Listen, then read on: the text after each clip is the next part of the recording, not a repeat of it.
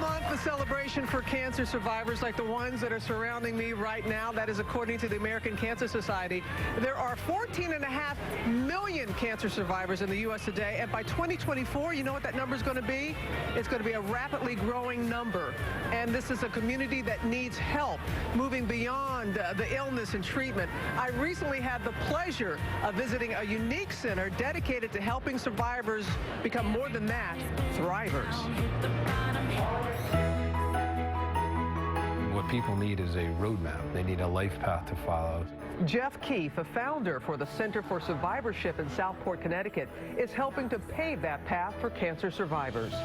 You have chemotherapy, you have radiation. There's no post-care. Survivors will tell you that they feel like they're dropped off a cliff when they're done with treatment. A survivor himself, Jeff lost his leg to cancer when he was just 12 years old. My parents got me skiing 6 weeks later, and that was unheard of back then. 6 weeks later after you lost your leg? Yeah, in 1974, and it set the tone for the rest of my life. For Jeff and the estimated 14.5 million cancer survivors in the U.S., learning to live and thrive with a new normal is the key to moving forward. Last one. Oh, did I miscount? Yes. I miscounted. I did. 12-year-old Ryan Tucker's top priority is to ride his bike again. Is this a result from treatment? He had surgery in the brainstem and the cerebellum, so that throws off his balance. So that's one of the big things that we're working on is the balance. One of his goals is to ride a bike.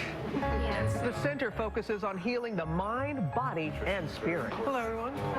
We look at the whole person, so I don't let them get away with high blood pressure or cholesterol or anything else. What do you all get out of a class like this? What is it that you're looking for, and what is it that you get out of it?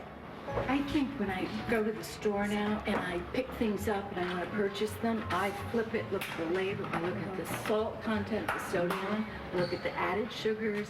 I'm much more conscious.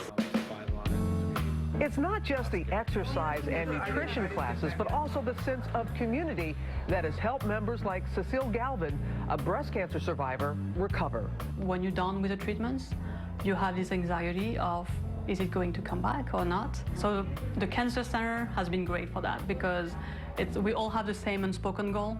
We can talk about it if we want to, but we don't have to. Invaluable life lessons.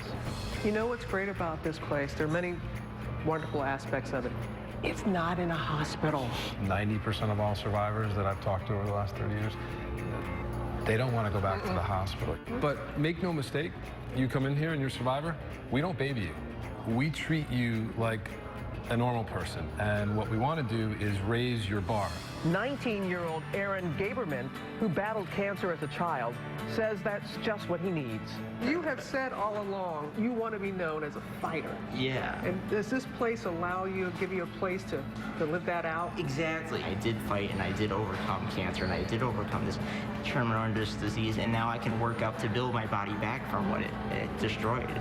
So it's great. What's your ultimate goal? Really, at the end of the day, we're selling hope. Selling hope. It's priceless. It sure is, and studies have shown that exercise does have a positive effect on recovery, and in some cases might even help prevent recurrence. Next month, there will be a fundraiser to benefit the Center for Survivorship. The 10th annual CT Challenge, Connecticut Challenge Bike Ride will be held July 25th and 26th. It's helped over 54,000 cancer survivors that were impacted last year alone. So my thanks again for welcoming me out there. And thank you for all the work you're doing for all of us. Coming up, reality TV star Kate Gosselin with the latest on her 8 kids and a brand new special. It's kids' sunscreen versus your sunscreen. Which protects your child best? I don't know the difference. Today at 5, Eyewitness News gets results on